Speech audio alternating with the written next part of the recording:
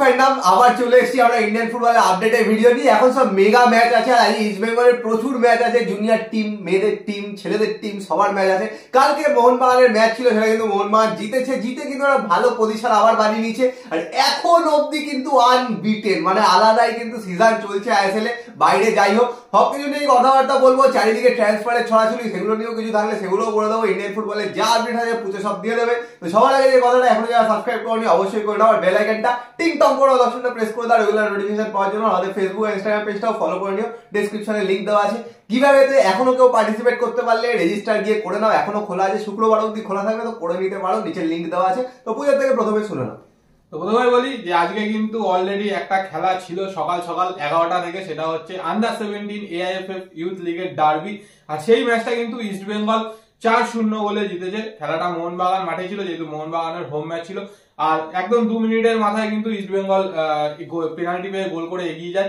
তারপরে কিন্তু মোটামুটি পুরো খেলাটাই বলা যায় কিন্তু মোহনবাগান খেলে ফার্স্ট হাফটা, বাট সেকেন্ড হাফের শুরুতেই কিন্তু ওই 5 মিনিট 7 মিনিটের একটা স্পেস, সেখানে কিন্তু পরপর গোল দিয়ে কিন্তু মোটামুটি ম্যাচটা নিজেদের পকেটে নিয়ে নেয় ইস্ট বেঙ্গল। তো এটা ছিল আপডেট। এছাড়া বলে রাখি আজকে কিন্তু ইস্ট বেঙ্গলের আরো দুটো খেলা রয়েছে। 3:30 থেকে কিন্তু IWL এ ইস্ট বেঙ্গলের খেলা রয়েছে কিকস্টারের সাথে। তো সেই ম্যাচটা যদি জিততে পারে তাহলে কিন্তু একটা বিশাল বড় অ্যাচিভমেন্ট, কারণ কিকস্টারের কিন্তু বিদেশি ফুটবলার রয়েছে 2জন। এছাড়া প্রথম ম্যাচটা কিন্তু ইস্ট বেঙ্গল ওমেন্স টিম জিতেছিল স্পোর্টস ওড়িশার এগেনস্টে। তো দেখা যাক আজকের ম্যাচটা কি হয়। এছাড়া বলি গতকালকেও কিন্তু খেলা ছিল, আইএসএল এর একটা ম্যাচ ছিল, গুরুত্বপূর্ণ ম্যাচ মোহনবাগানের। মোহনবাগান সেই ম্যাচটা হেলায় জিতেছে, জিতে কিন্তু এই মুহূর্তে লিগ টেবিলে বেশ ভালো জায়গাতেই রয়েছে। তবে কালকে বেশ কিছু সার্কাস দেখা গেছে, মানে মির্সাদের গোলকিপিং এ অসাধারণ সার্কাস, আর মনবীর সিং কিছু কিন্তু খুব বাজে বাজে মিস করেছে, না হলে কিন্তু স্কোর লাইনটা আরো বাড়তে পারতো। মনবীর এতদিন ইনজুরির বাদে এসছে, হয়তো একটু কনফিডেন্স লো ছিল, কারণ অনেকদিন বাদে কিন্তু না হয়েছে, মাঝখানে অনেকটা গ্যাপ ছিল সেই ইন্ডিয়ার ম্যাচের পর থেকে। তো সেই জায়গা থেকে মনবীর একটা বলা যায়, কিন্তু খেলা যদি দেখো কালকে, মানে মোহনবাগান কিন্তু মোটামুটি বলতে গেলে ডমিনেটিং করেছে। যেরকম আইএসএল এর পারফরমেন্স চলছিল, এএফসি কাপের প্রভাবটা কিন্তু আইএসএল এর উপরে একদমই পড়েনি। কালকের ম্যাচ দেখেও কিন্তু সেটা বোঝা গেছে। 3-1 হয়েছে, সুভাশিস ঘোষ ক্যাপ্টেনও কিন্তু, সুভাশিস ঘোষ কিন্তু গোল পেয়েছে ক্যাপ্টেন, সেটা কিন্তু মিরসাদের মিস্টেক অবশ্যই ছিল। মিরসাদকে নিয়ে চারিদিকে প্রচুর ট্রোল হচ্ছে, সেই জন্য কিন্তু এই গোলকিপারদের তো ওরকমই লাইফ হয় যে বাজে গেলেই একদম কিন্তু ডাউন। কামিংসও গোল করেছে অনেকদিন বাদে, কিন্তু খেলেছে কিন্তু বলতে গেলে সাদিকু খুব ভালো।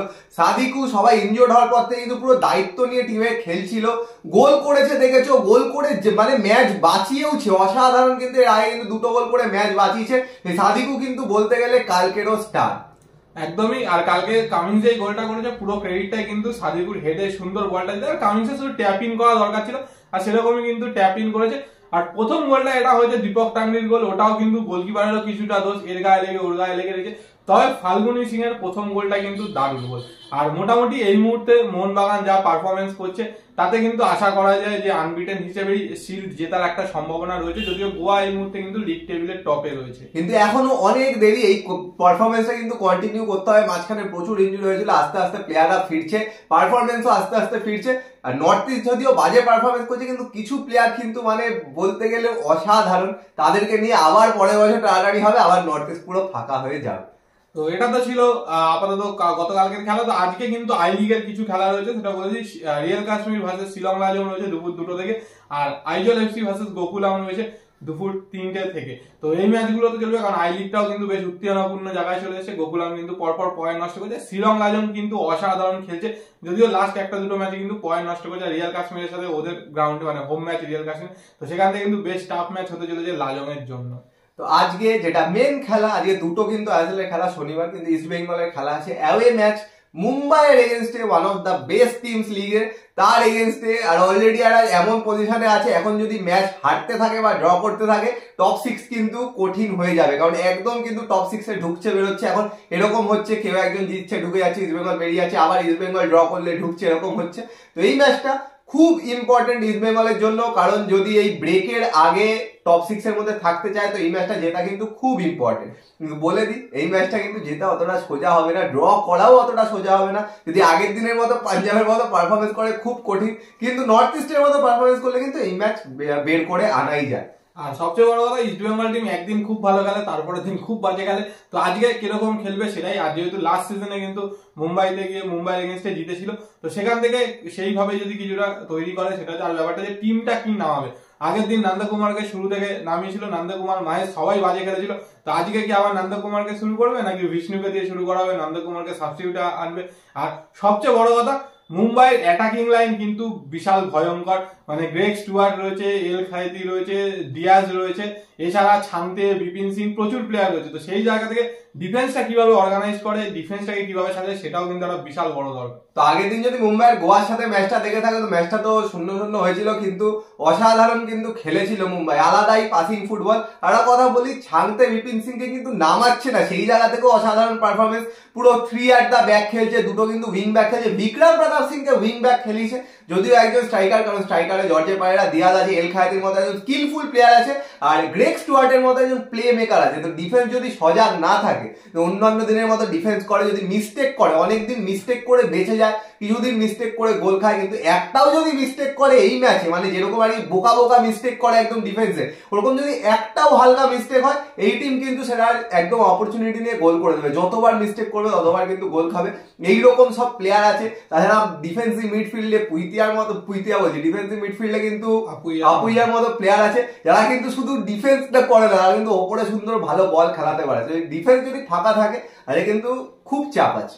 আর সবচেয়ে বড় কথা, ডিফেন্সিভ মিডফিল্ড রোলে যারা থাকবে, হয়তো সৌভিক চক্রবর্তী থাকবে, তার সাথে ক্রেসপো, এই দুজনকে কিন্তু দায়িত্ব অবশ্যই নিতে হবে, খুব ভালো খেলতে হবে, মিস্টেক করা কোনোভাবেই চলবে না।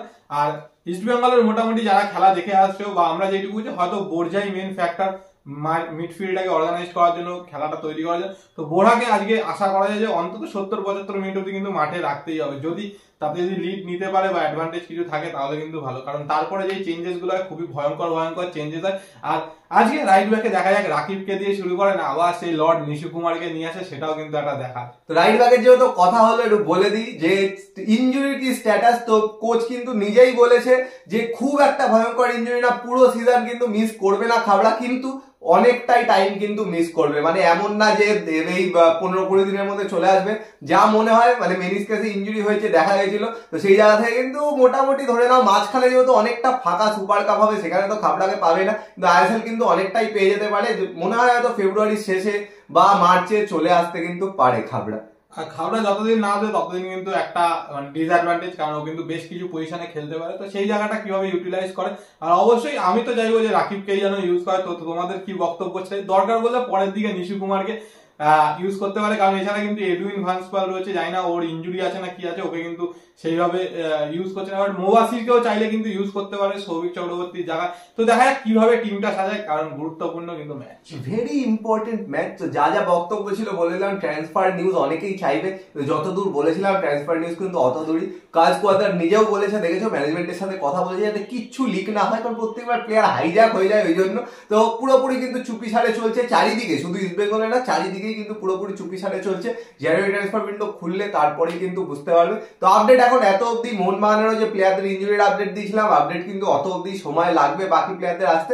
এরপরে কিছু আপডেট পেলে অবশ্যই তোমাদের জানিয়ে দেবো। তো ভিডিওটা পছন্দ হলে লাইক করে দিও, শেয়ার করে দিও, চ্যানেলটা অবশ্যই সাবস্ক্রাইব করে দিও, আর বেল আইকনটা টিং টং করে দাও রেগুলার নোটিফিকেশন পাওয়ার জন্য। তো চলো এখনের জন্য টাটা।